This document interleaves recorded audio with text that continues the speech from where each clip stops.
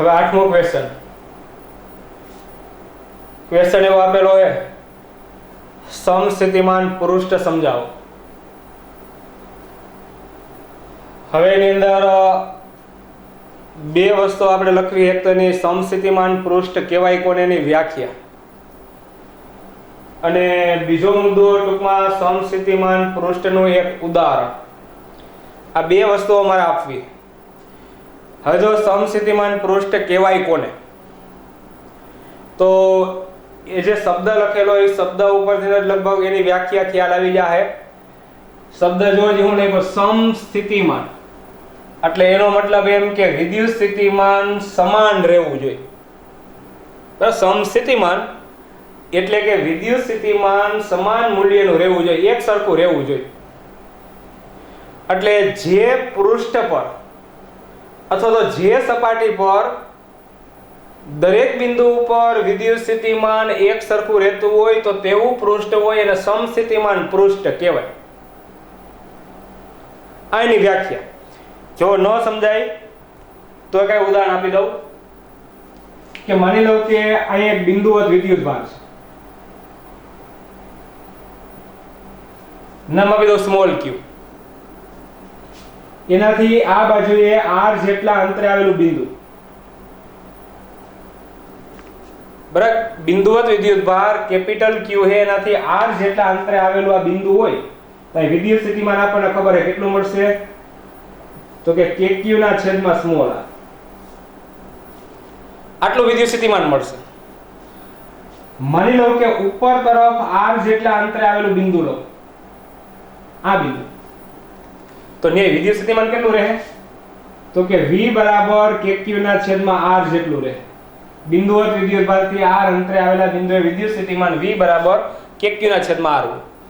એના દરેક દિશામાં r જેટલા અંતરે બિંદુ લઈ લો,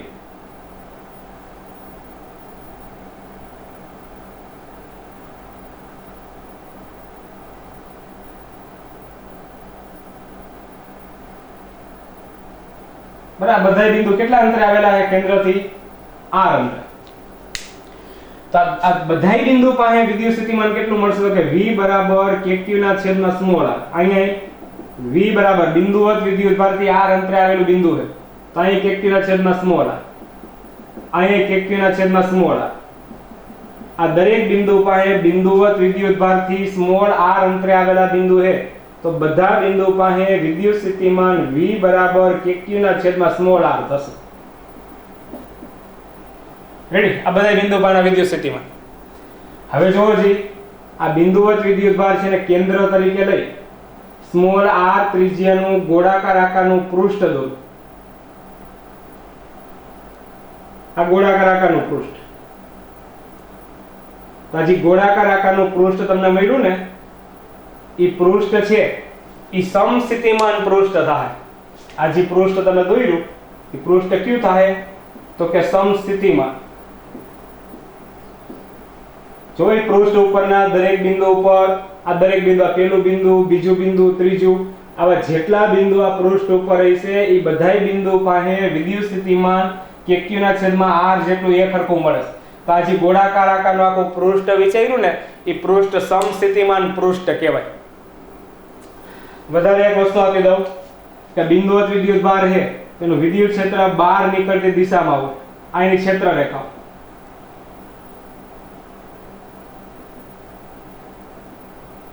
એટલે બિંદુવત વિદ્યુત ભાર તેમાંથી બહાર નીકળતી દિશામાં હશે। રેડી, હવે મારા ખ્યાલથી સમસ્થિતિમાન પૃષ્ઠ કહેવાય કોને એ તમને ખબર પડી ગઈ, બરાબર। એવું પૃષ્ઠ પસંદ કરવાનું કે જેના દરેક બિંદુ ઉપર વિદ્યુત સ્થિતિમાન એક સરખું મળતું હોય, તો એવા પૃષ્ઠને સમસ્થિતિમાન પૃષ્ઠ કહેવાય। જો અહીંયા પહેલા તો એક વ્યાખ્યા લખી નાખો કે જે પૃષ્ઠ પરના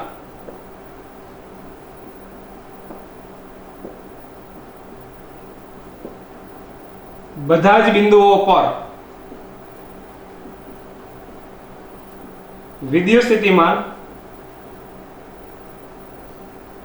સમાન મળે તો તેવા પૃષ્ઠને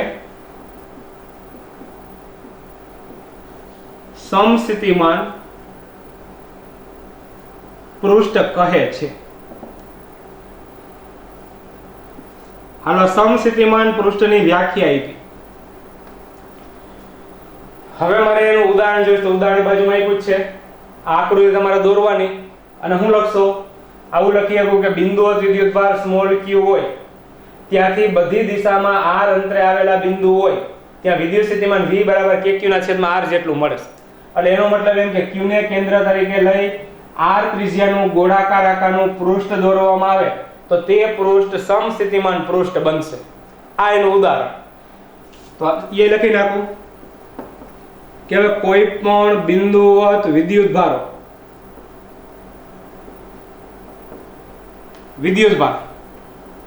સ્મોલ q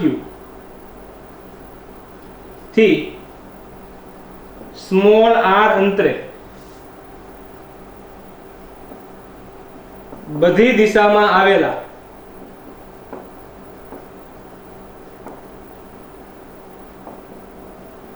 બિંદુઓ પર વિદ્યુત સ્થિતિમાન v બરાબર kq ના છેદમાં r જેટલું સમાન મળે છે.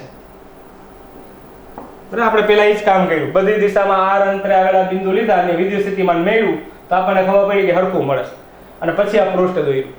તો એ સપાટી ઉપરના બધા બિંદુ ઉપર વિદ્યુત સ્થિતિમાનનું મૂલ્ય હરખું હોય તો સમસ્થિતિમાન પૃષ્ઠ બની ગયું.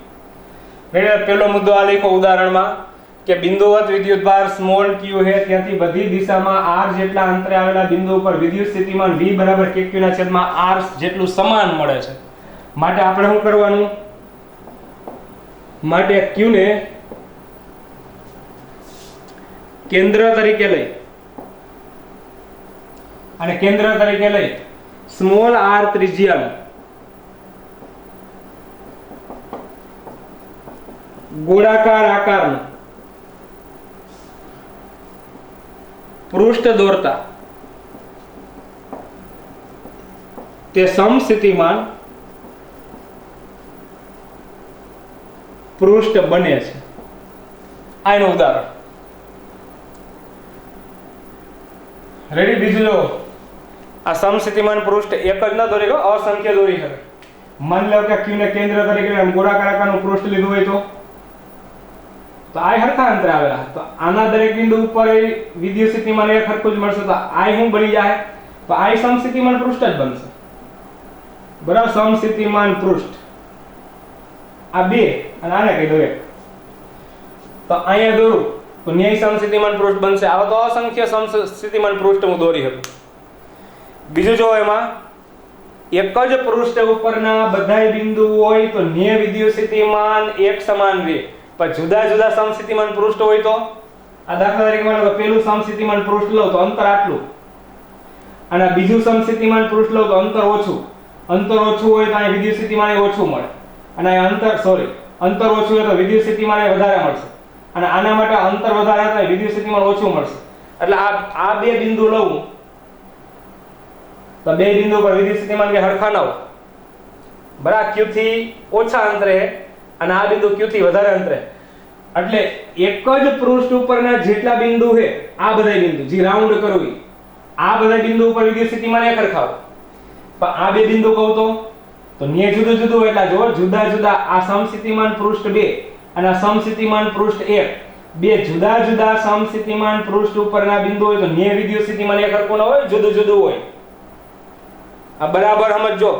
એક જ સમસ્થિતિમાન પૃષ્ઠ હોય એના ઉપરના જેટલા બિંદુ હોય ન્યાય વિદ્યુત સ્થિતિમાન હરખું રહે. પણ બે જુદા જુદા સમસ્થિતિમાન પૃષ્ઠ હોય તેની સપાટી ઉપરના બિંદુ વિદ્યુત સ્થિતિમાન સરખું રહે જરૂરી નથી. આ ખાસ યાદ રાખજો. હાલો, અહીંયા આ પ્રશ્નનો જવાબ પૂરો થાય. સમસ્થિતિમાન પૃષ્ઠ સમજાવો તો એક એની વ્યાખ્યા લખી છે અને બીજું કે એની આકૃતિ દોરી અને ટૂંકમાં એક ઉદાહરણ લખ્યું. આટલું લખો એટલે સમસ્થિતિમાન પૃષ્ઠની સમજૂતી તમને મળી જાય.